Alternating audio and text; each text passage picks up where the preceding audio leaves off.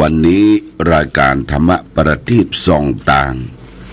ก็ได้มาพบปะกับพ่อแม่พี่น้องศรัทธาสาธุชนญาติโยมแห่งครั้งหนึ่ง วันนี้เป็นวันที่1วันเสาร์ที่1เดือนกุมภาพันธ์พุทธศักราช2568ซึ่งตรงกับเดือน3ใต้เดือน5เหนือขึ้น4ค่ำญาติโยมวันนี้เป็นวันเสาร์เป็นวันหยุดและก็เป็นวันสำคัญของบ้านเมืองเฮาเพราะจะมีการเลือกตั้งนายกองค์การบริหารส่วนจังหวัดทุกจังหวัดบางที่ก็จะมีเลือกสจ.โดยก็เชิญชวนญาติโยมท่านสาธุชนออกไปใจสิทธิ์ใจเสียงแต่ละท้องถิ่นแต่ละอำเภอตำบลหมู่บ้านที่ทางราชการได้ประชาสัมพันธ์หรือญาติโยมท่านสาธุชนทั้งหลายได้รับทราบที่เฮายังมีสิทธิ์มีเสียงการใช้สิทธิ์ใช้เสียงในระบอบประชาธิปไตยเนี่ยญาติโยมก็คือเลือกคนดีได้ไปทำหน้าที่ดูแลจังหวัดแต่ละจังหวัดตลอดถึงในอำเภอของอำเภอเรียกว่าสจ.สมาชิกสภาจังหวัดสมาชิกสภาอำเภอก็ขออย่าได้ไปขาดนะไปร่วมกันและสำหรับการปฏิบัติธรรมประจำวันเสาร์วันนี้งด1วันญาติโยมบอกกันต่อกันไปโดยคือเฮาจะได้ไปแจกสิทธิ์แจกเสียงเป็นวันที่สำคัญของพี่น้องประชาชนจะได้ไปจอมบัตรจอมเบอร์เลือกนายกองค์การบริหารส่วนจังหวัดแต่ละจังหวัดได้ทำหน้าที่ของตนเองที่ตั้งวัดพระพุทธบาทอุดมก็งดและตอนบ่ายนี้ก็จะได้ดาแต่งดาครัวของกินของทานในงานศพของพระชุมพรประภากโรซึ่งตั้งศพอยู่ที่วัดพระพุทธบาทอุดมจะเสียศพในวันพรุ่งนี้วันนี้ก็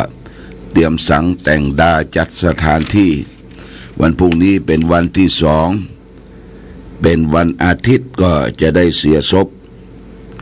พระชุมพรประภากโรณที่สุสานชั่วคราวหลังวัดพระพุทธบาทอุดมก็เชิญชวนญาติโยมท่านสาธุชนที่จะไปร่วมในการทำบุญส่งสการต้านคาบสำหรับกำหนดการวันพรุ่งนี้ก็คือ9 โมงตลอดถึง9 โมงครึ่งเริ่มพิธีพระสงฆ์ที่ได้อาราธนามาจำนวน30 รูปก็ได้เจริญพระพุทธมนต์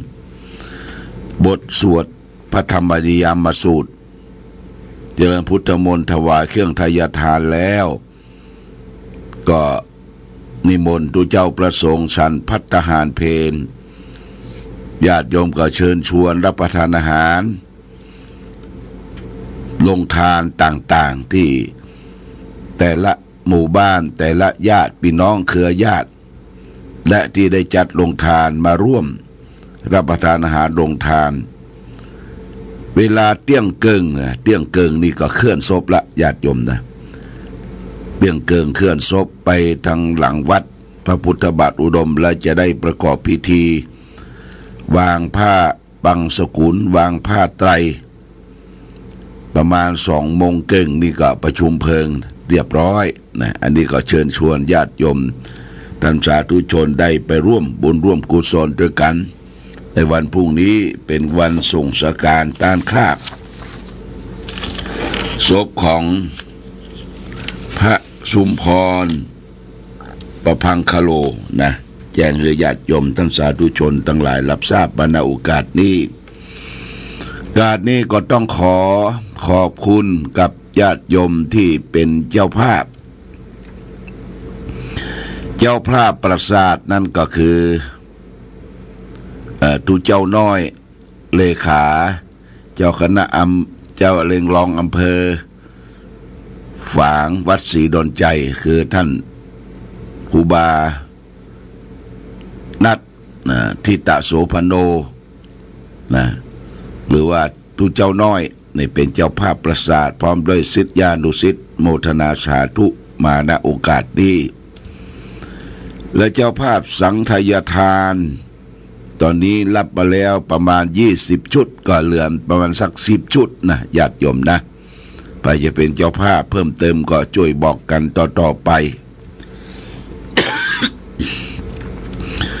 หนึ่งนายปนพสุทธเสนานางสายใจหานตระกูล1ชุด 1,000 บาทแม่สมควรโด่งดัง1ชุด 1,000 บาทบนานประทุมวงเปงแม่วัฒนาพรกิตติกุล1ชุด 1,000 บาทคุณครูระไมพันธ์สำริด1ชุด 1,000 บาทคุณนิพาคนโต1ชุด 1,000 บาทพระผัดประภัสโรแม่สุภาพรมั่งบุญ1ชุด 1,000 บาทนายนันทวัฒน์นางสาวอริสาธนพัฒน์เกษมโชติ1ชุด 1,000 บาทนางปริยาธนนพนัชชา1ชุด 1,000 บาทนางอิสรากัญชา1ชุด 1,000 บาทนายจักรพันธ์นางสาวณีการเกต1ชุด 1,000 บาทนางสาวอริสากิตสิริวณิชโยนวณิชกุล1ชุด 1,000 บาทนายสุภักนางสายพินกิตสิริวณิชกุล1ชุด 1,000 บาทนางประนอมเนยหนูพร้อมครอบครัว1ชุด 1,000 บาทแล้วก็นาเสรีนางสมศรีคำใหญ่บ้านแม่ศูนย์1ชุด 1,000 บาทพ่อประเสริฐแม่กฤษพรประสงค์อมรชัยบ้านสันปะขา1ชุด 1,000 บาทคุณกนกพิชัยนาบ้านห้วยงูใน1ชุด 1,000 บาทพ่อดวงจันทร์แม่ปราณีปันติบ้านบ่อนปิ่นใต้1ชุด 1,000 บาทแม่สุภาพรชวการบ้านบ่อนปิ่นใต้1ชุด 1,000 บาทนางสาวสวนาสวกาฐานา1ชุด 1,000 บาทร้อยตำรวจโทอาทิตย์ยาบุตรสพ.ฝาง1ชุด 1,000 บาทก็ยังขาดเจ้าภาพเป็นประมาณ10ชุดเนี่ยญาติโยมก็ติดต่อประสานที่พระพัฒน์ปปากโรหรือติดต่อที่คุณสายใจหานตระกูลได้ที่อนุสาวรีย์พระเจ้าฝางน้ำบ่อสาวาติดต่อเป็นเจ้าภาพได้พร้อมกันนั้นก็มีผู้ร่วมเป็นเจ้าภาพน้ำนี่เป็นปัจจัยสำคัญก็มีคณะชมรมผู้ปฏิบัติธรรมประจำวันเสาร์วัดพระพุทธบาทอุดม50แพ็คคุณโยมนิทเนศสวรรธานี20แพ็คคุณยุภาวดีปันพรหม10แพ็คคุณกฤษณพงศ์ทิปโส8แพ็คคุณวรรณวัฒน์ชัยยะ5แพ็คร้านเอ็กไวกระปุกคอมพิวเตอร์ฝางโดยคุณสมชายคุณจิรพรน้อยยะ6แพ็คร้านเดิมติลาโดยคุณสุงวุฒิคุณนิรวันภูริดานาถ40แพ็คน้ำดื่มเจฝางโดยคุณประกายพันธ์อุบเงิน20แพ็คแม่ออนปานหมอก10แพ็คแม่จิรพันธ์ชัยใจตาพร้อมด้วยลูกหลาน20แพ็คและก็นายผิวนางป่า4แพ็คโมทนาสาธุกับทุกท่านได้เป็นเจ้าภาพสังฆทานและน้ำดื่มและนอกจากนั้นก็จะมีเจ้าภาพเจ้าศรัทธาได้มาร่วมด้วยช่วยกันจะเป็นโรงทานอย่างต่างๆหรืออาหารภัตตาหารเพลแด่พระสงฆ์ สามเณรในวันพรุ่งนี้ก็ขอเชิญชวนทุกท่านได้มาพร้อมอกพร้อมใจกันในการส่งสการตานคาบพระลูกวัดของวัดพระพุทธบาทอุดมคือพระชุมพรประภากโรที่ถึงแก่ชีวิตลงไปวันนี้คืนนี้ก็ได้นิมนต์หลวงพ่อเจ้าคณะอำเภอแม่อายหลวงพ่อพระครูวิธานธรรมโสพลพร้อมด้วยคณะสวดได้มาแสดงธรรมและสวดอภิธรรมเยินจวนวันนี้ก็มีคณะสงฆ์ตำบลเวียงเขต 1เขต 2เขต 3ได้มาร่วมกันที่จะได้ฟังเทศน์ฟังธรรมเป็นลำดับต่อไปอันนี้ก็แจ้งข่าวบุญข่าวกุศลหรือแก่ญาติโยมท่านสาธุชนทั้งหลายวันนี้มาเกาะซุ้มเสียงยังโอ้อ้าอยู่เนยญาติโยมเป็นวัดเป็นอานหลังจากกลับจากอินเดียมาก็ได้2 วันเนี่ยนะเป็นวัดเป็นอานอากาศบรรพิษปกติเบิดร้อนเบิดหนาวก็ทำให้ร่างกายบ่ค่อยสมบูรณ์เท่าที่ควรก็คงจะประสานอูจ๋าพร้อมกันนั้นก็ขออนุโมทนาขอบคุณกับคณะสงฆ์ขึ้นสีขาวแต่ว่านี้ได้ลากรรมออกกรรมจากที่วัดโสภณารามวัดห้วยงูในได้ลากันจากกันไปแล้วก็พร้อมด้วยศรัทธาวัดห้วยงูในได้อุปถัมภ์อุปถากจัดแจงแต่งสถานที่ดำเนินการเข้ากรรมเผยแพร่ธรรมของกลุ่มขึ้นสีขาวได้มาหลายรูปหลายตนหลายองค์ญาติโยมก็ได้ฟังเทศน์ฟังธรรมได้ทำบุญเป็นกองทุนที่จะได้บูรณะเจดีย์ของวัดโสภณารามห้วยงูใน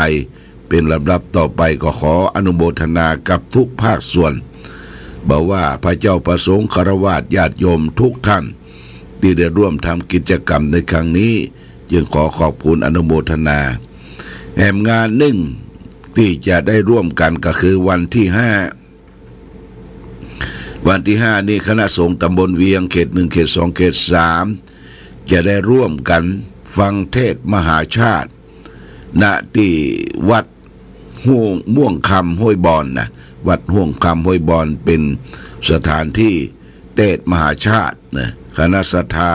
วัดม่วงคำห้วยบอนก็เตรียมสถานที่แล้วก็จะมีการเปิดงานตั้งแต่8 โมงครึ่งเป็นต้นไปเมื่อวันที่ 5นี่ก็ไปร่วมกันฟังธรรมมหาชาติตลอดทั้งวันแล้วก็เข้าคืนก็ประเมินเท่าใดก็จะจบนี่ก็แจ้งข่าวบุญข่าวกุศล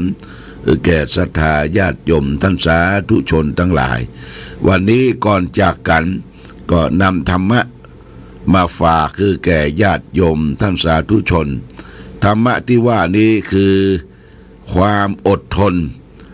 ไก่จะงามก็เพราะขนคนจะงามก็เพราะแต่งคนไม่เสริมไม่แต่งงามด้วยคุณธรรม2 ประการคือขันติความอดทนโสรจะความสงเงียมเจียมตนอยากจะเป็นคนงามอย่าไปวู่วามโกรธง่ายทำตนเห็นแก่ได้อย่าไปหวังน้ำใจจากเพื่อนจากฝูงนี่โมทนาสาธุกับผู้ฟังทุกท่านต้องขออำลาพาจากญาติโยมท่านสาธุชนไปก่อนรายการธรรมะประทีปส่องต่างต้องขอลาก่อน